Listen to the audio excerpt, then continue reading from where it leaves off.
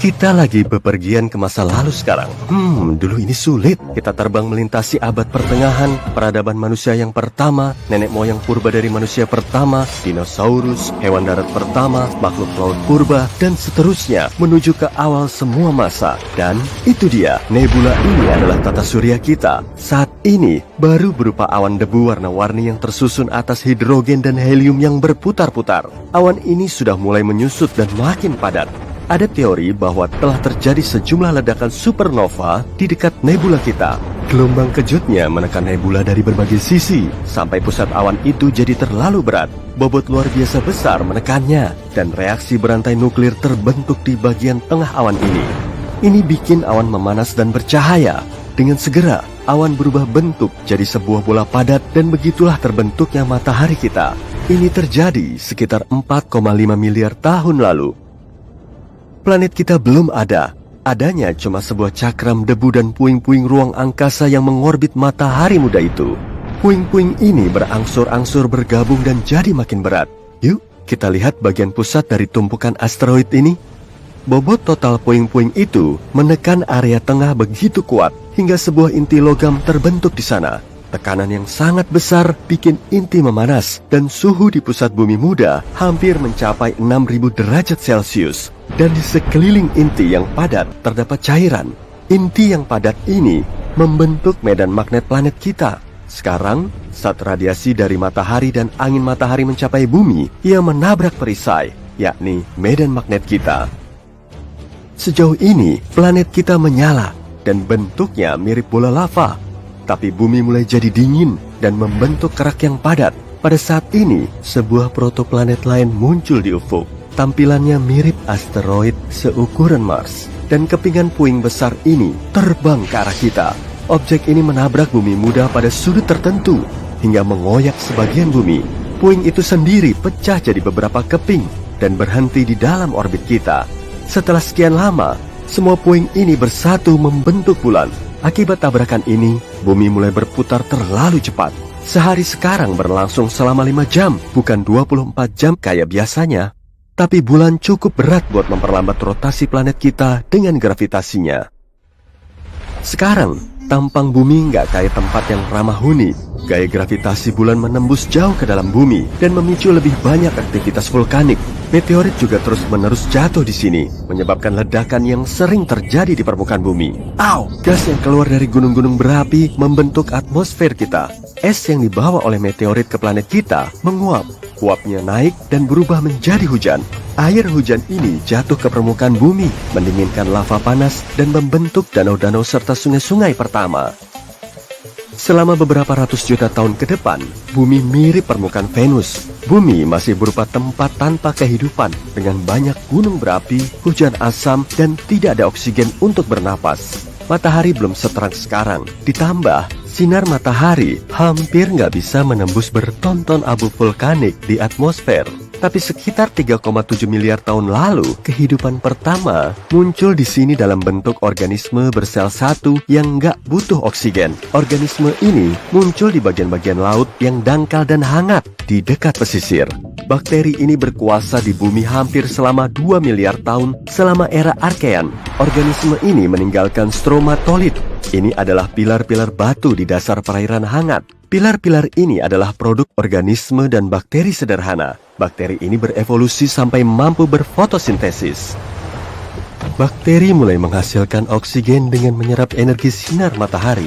Awalnya, oksigen ini dipakai untuk mengoksidasi batuan, tapi kemudian kelebihan oksigen mulai mengisi atmosfer. Selain itu, pada saat ini, ganggang pertama muncul, yang juga menghasilkan oksigen. Kejadian ini disebut peristiwa oksigenasi besar. Bagus juga namanya, yang bikin hampir semua organisme lenyap dari muka bumi. Bagi organisme sederhana, oksigen itu beracun, dan sisa-sisa bakteri serta mikroorganisme tenggelam ke dasar lautan. Berjuta-juta tahun kemudian, sisa-sisa ini akan didaur ulang, dan di bawah tekanan air serta kerak bumi yang sangat besar, semua itu akan berubah jadi minyak. Era Archean berakhir dengan bencana sekitar 2,5 miliar tahun lalu. Di saat yang sama, berbagai benua terbentuk di bumi, yang nantinya akan hanyut di lautan dunia kayak puzzle dan membentuk sebuah super benua. Tapi untuk sekarang, metana dan karbon dioksida masih menjadi sebagian besar penyusun atmosfer. Kedua gas itu menyebabkan efek rumah kaca dan naiknya suhu di bumi. Tapi kemudian oksigen menghentikan efek rumah kaca dan suhu di atas planet kita turun.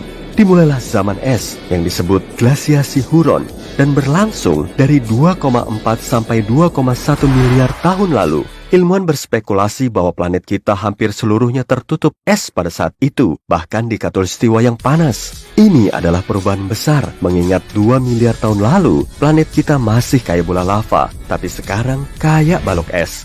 Bumi pada periode glasiasi Huron lebih mirip Europa, satelit Jupiter. Di sana juga terdapat kerak es tebal, dan di bawahnya ada lautan cair yang dipanaskan oleh intinya. Evolusi matahari menyelamatkan planet kita. Sejak terbentuk 4,5 miliar tahun lalu, matahari makin besar dan makin panas. Jadi, setelah 300 juta tahun zaman es, bumi mulai menghangat. Tapi hampir semua kehidupan di sana telah punah dan evolusi harus berulang lagi.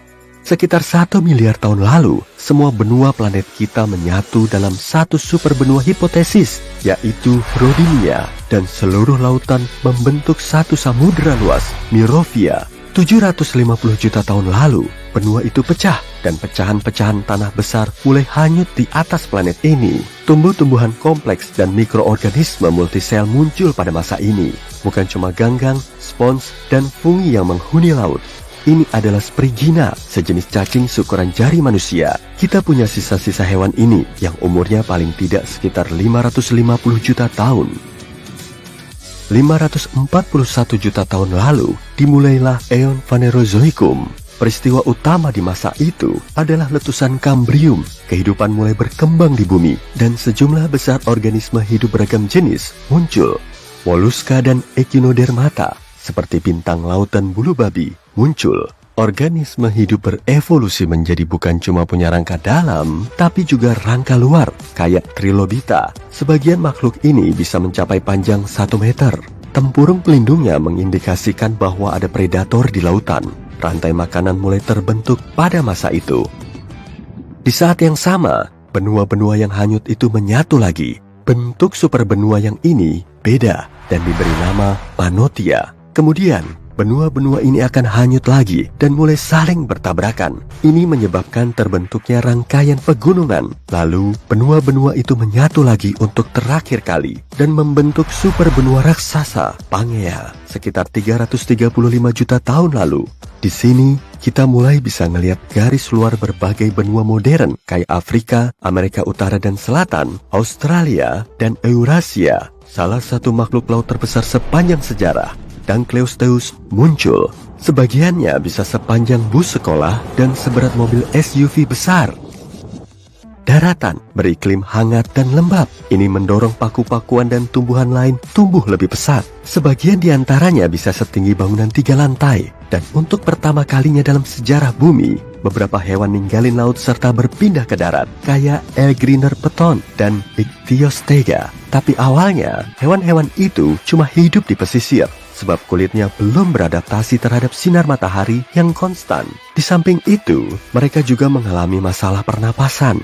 Hewan-hewan pertama di daratan punya insang dan juga paru-paru, tapi paru-paru mereka belum berkembang, jadi mereka harus kembali ke air. Jutaan tahun kemudian, hewan-hewan ini berevolusi jadi amfibi yang lebih maju. Meski ukurannya enggak lebih besar dari kadal biasa, mereka sudah bisa hidup di daratan sepenuhnya. Tapi kehidupan yang berkembang ini berakhir di zaman es baru.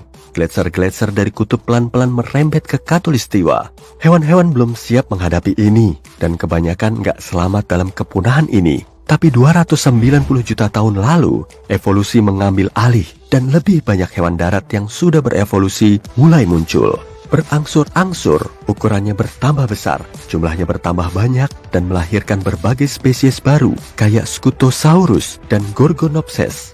Tapi periode ini juga nggak berlangsung lama. 40 juta tahun kemudian, akibat kejadian yang nggak diketahui, 95% dari jumlah organisme hidup di bumi punah. Ini bisa jadi disebabkan oleh meteorit raksasa atau naiknya aktivitas vulkanik. Ada juga sebuah hipotesis yang mengatakan penyebabnya bisa jadi karena pelepasan metana dari dasar laut. Era Mesozoikum dimulai setelah kepunahan ini. Di era inilah dinosaurus yang kita kenal muncul dan membuka halaman baru dalam sejarah bumi.